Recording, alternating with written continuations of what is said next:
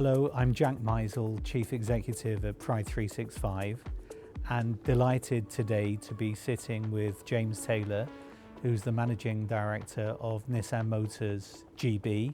It's lovely to be here today, and I have some questions that I'd love to share with you, but at any time, if you want to go off-piste, change the dialogue, change the narrative, as long as you don't change the language, I'll be fine. But if I can start by asking, is that I understand that you lead and indeed are the executive sponsor of the Pride Network here at Nissan. And why is that important to you and indeed to the wider business? I guess almost selfishly, having kind of been into Nissan now 6 months, I've been made to feel super welcome coming into the role, and I felt really welcome after, I felt like I've been here months and years and I've been here a week. And I guess, on a human basis, I want everybody to feel like that. Everybody should enjoy going to work. Everyone should feel welcome at work. Everyone should feel relaxed and be able to be themselves at work. And so I think it's important, and it was something the company was already doing, but something I'll continue, that we create that kind of environment. And that's very much on a human level. I think on a business level, and again, I've always felt this throughout my career, I guess as someone who was young and wanting to get promoted and perhaps starting my career in an age where experience probably counted more than performance, shall I say. Right. You wanted to get on and you wanted to be the best person to do the job. And I think as I've progressed in my career, I've just always wanted to have the best people doing the role, irrelevant of their background, their time in the company, ethnicity, whatever it happens to be, it doesn't matter. It's who is the best person to do the role. And I think from a business point of view, that's always stood me in good stead, because as you progress through your career, you realise, much as I love trying to have my fingers in lots of pies, you can't do everything yourself, and you need good people.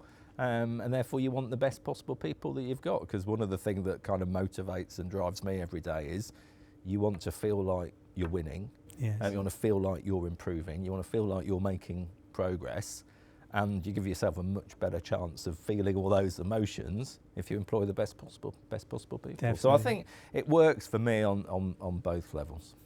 I think what's really fascinating about that is that we too at Pride365 pride ourselves, no pun intended, but on the importance of a meritocracy and being able to provide equal opportunity. So everyone is given the same opportunity irrespective of their background, ethnicity, sexuality. And the fact that you see that so readily and you've lived those values is perfect, really. Oh, thank you. Yeah, I think for me, coming into something, obviously I wanted to get behind. Well, it's not true of everyone. Again, it's always hard to say, isn't it? Yeah.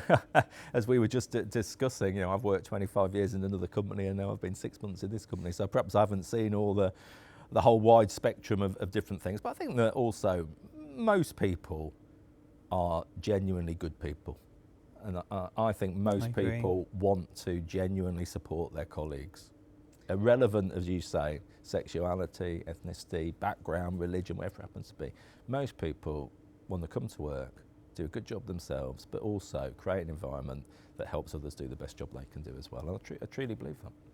With that said, because all of us are inundated all of the time, and sometimes language within the fields of diversity, equity, and inclusion is weaponized. But for me, the most important aspect of any of this is inclusion, is to be inclusive. And I'd love to know, James, what that means to you. What does inclusive, at its purest essence, at its heart, really mean? And I think you've touched upon it very well, but I just wondered if you wouldn't mind just elucidating a little.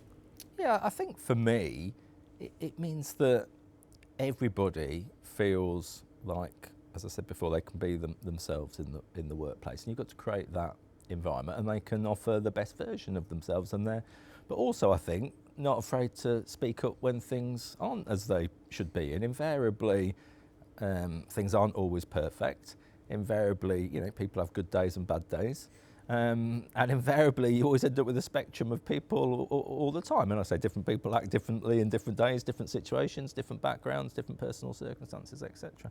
So I think it's also about tolerance, isn't it? So it's about being open in the first place. But I think to a degree, there's also a little bit about being tolerant. Coming back to people, I think, are fundamentally good and fundamentally want to help and support their colleagues. They don't want to cause offence. I think sometimes perhaps people, it's kind of twofold, is that I think sometimes people don't want to speak because they're worried about causing offence, but actually they could be more supportive, but they're not quite sure how to go about it. Probably as much as people actually not kind of saying the right things. I think, even though they're meant to be trying to do something right, but it doesn't quite come out as perhaps they intend. And I think then inclusivity is about how we then create a culture where good, bad, all things can happen, but again, collectively, we're all supporting one another over the medium term. It's like a cultural mindset where, again, and we've discussed this earlier, where people aren't fearful of talking for fear of being cancelled or ridiculed or saying the wrong thing. And in fact, all of the research says just talking, as long as you're doing it from a pure place, as you say, people are innately good, that actually you get much more positive results. So no, I concur. Is inclusion a moral or a business imperative? And it may not be either or. Yeah. That's, I think, a really good question. I'll just reflect on it for a moment. I think, indeed, I had to when I asked the question. I think it is both. I think it is both. I've been in the industry a long time. Yes. I've been in sales a long time, and I've had customers for kind of 20 years. And there is a value in integrity. It's very important that people trust you. In the workplace, as a stakeholder, whether that's an employee, whether that's a supplier, whether it's a customer, whether it's a dealer, etc. So I think that kind of, and that does come with, I guess, some degree of moral compass about right and wrong and how you treat people, and sometimes you may have conflicting business goals, shall we say, but over that medium term, you need to create a win-win. It can't be a win-lose relationship on a kind of ongoing basis. Now, I'm sure sometimes one side might win more than others, but over the medium term, it's got to balance out. So that's why I think there is a moral kind of how you conduct yourself and how you go about yourself, which I think as I came into Nissan, you could see that culture existed. It's a very fair culture, I think, in terms of how Nissan goes about its business. So I think that's part of it, perhaps more important really than the business side. And I think then on the business side, obviously you get the benefits of talent's very difficult to get hold of, and it's difficult to retain. And you want to give yourselves the best chance of securing the best talent. Yes. But equally, you need to give yourselves the best chance of retaining that talent as well. So I think it supports from a business, but probably if I think on it fully, I think it starts at the moral start point. I think that there are certain things in life that are non-negotiable, and things like honour, integrity, decency, compassion. These are things that are a constant. And I think that if one can inculcate that within the framework of the business, that prices go up and down, suppliers can go up and down, but if people know that you're always thinking and dealing with them from a position of integrity, then you're right, that's something that is intangible. You can't write it on a balance sheet, but ultimately is the way you'll win. Yeah. And the fact you've maintained relationships for that long is, I think, testament to that. Why do you think that Nissan has continued to work with Pride365 for the last 5 years? I think it's been about our kind of overall, I'd say, approach for inclusivity. Yes. We also do a lot in the disability space. Yes. As well. And I think it's about also credit to the individuals in the company over that time, because they're ultimately the one that's been driving it through. And as I say, I think that comes through as fundamentally there's a very decent, robust, fair culture in the company that has got a good moral compass. And I think that has helped drive it and enabled that kind of focus and support and gradual step-by-step improvement year on year to kind of roll out. And now we've got some retailer pilots as well that have just started. I think all those factors kind of feed into why it's been an important partnership, I think, probably over the last 5 years. Yes, thank you.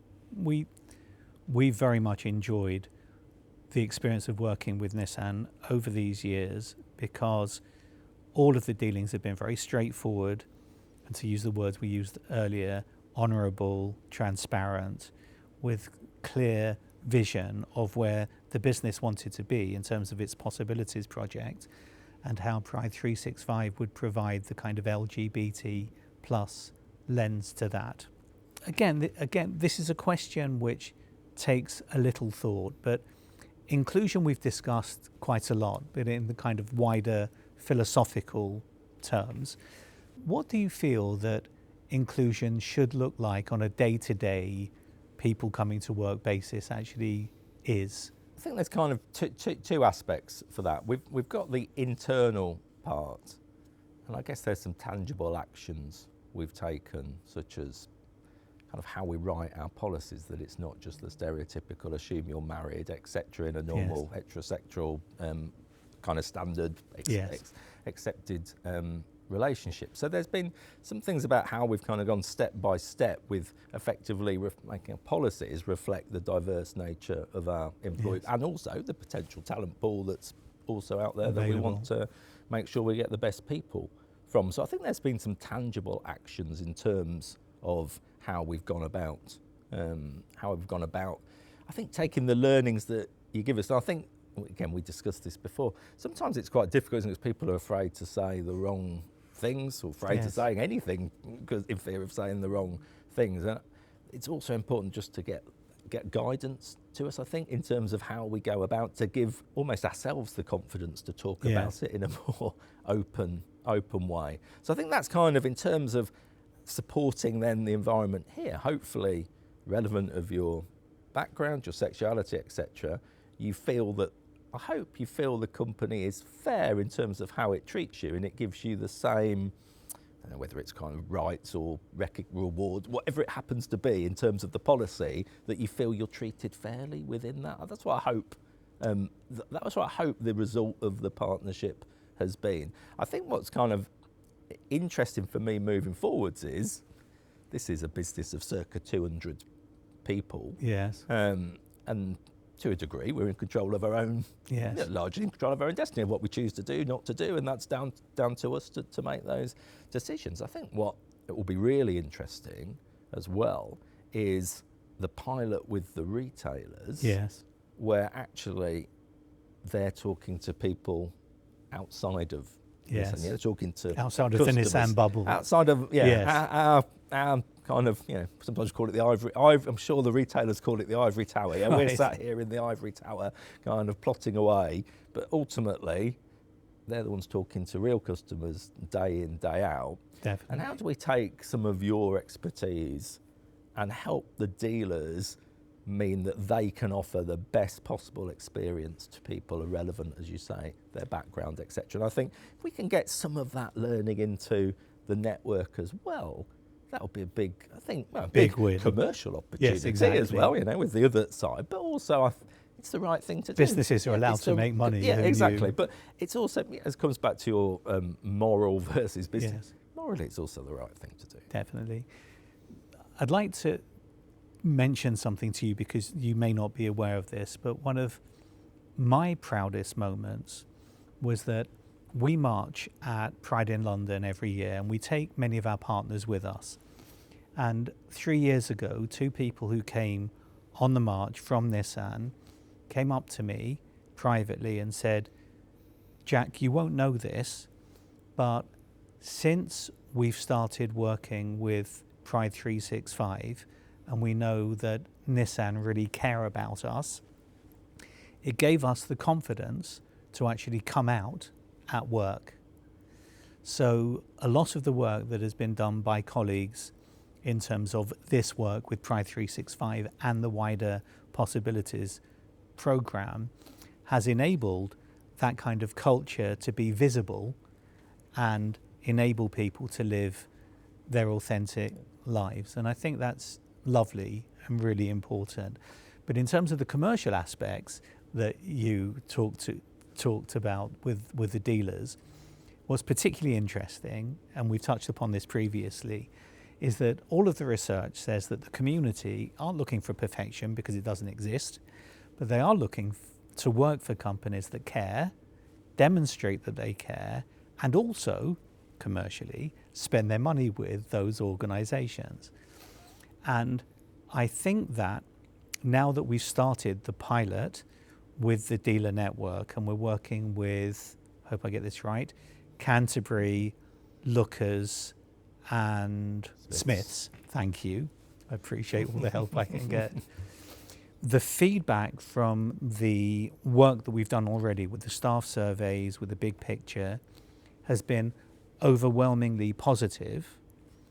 But what's been even more interesting is how open-minded they are in what has been historically a very kind of male-centric, straight industry, to be really on board with this partnership, because they identify that they too want to recruit talent from a wider pool.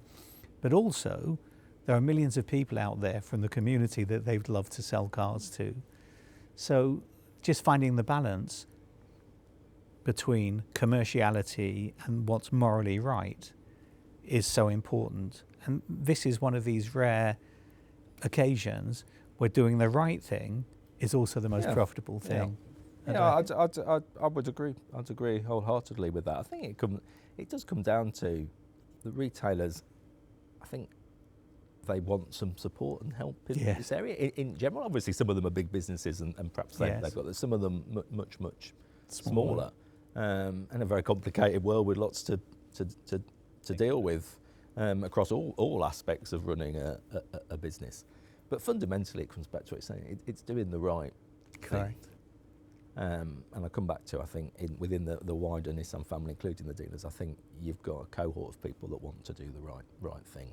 And saying the good news in this instance is, there should be some commercial benefit down the line from doing that. But it does start from the moral, if that's the right word, point of, I think it's a you've perfect got your word. own compass and you should just want to do the right thing. Exactly. And if I can finish by asking you to share your vision for the future of the business, but obviously from a people-centric. I mean, I don't have enough. Give you all the KPIs. But from a people perspective, from an LGBT perspective, just your vision of what you see as great. What would great look like? That's a good question. I think already there's a lot of good work that's happened in the business. Yes. And continues to happen. I think in terms of what does great look like, I think probably the best way of explaining it is it's almost when it becomes ingrained, isn't it? I think in terms of how people think. Yes. That's probably what great. I think on a lot of writing a list and ticking off we've done everything kind of we can think of doing. I think we're a long way down the list. There's not a lot of other kind of tangible things that suddenly we'll come up with that hasn't already been thought about over the last 5 years. Yes. What's harder to change, isn't it, is people's thinking.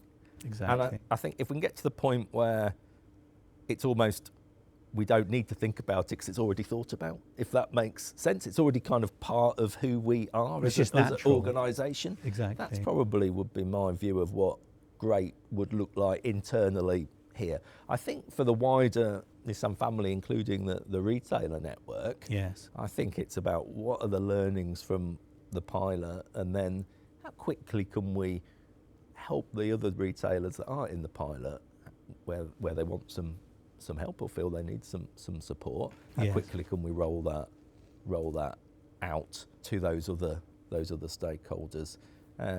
Again, coming back to, we want every we want people coming to work and feeling that it's a nice place to come.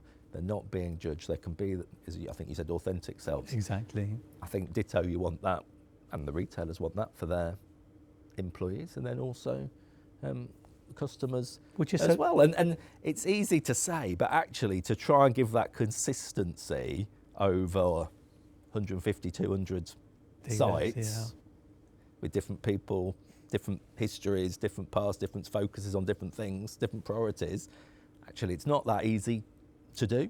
No. But it doesn't mean we can't try to do it, and that's what I think as a collective, that's what we need to start that. I think we can now start that wider journey. I absolutely believe that, and it all starts with just a positive intent and attitude.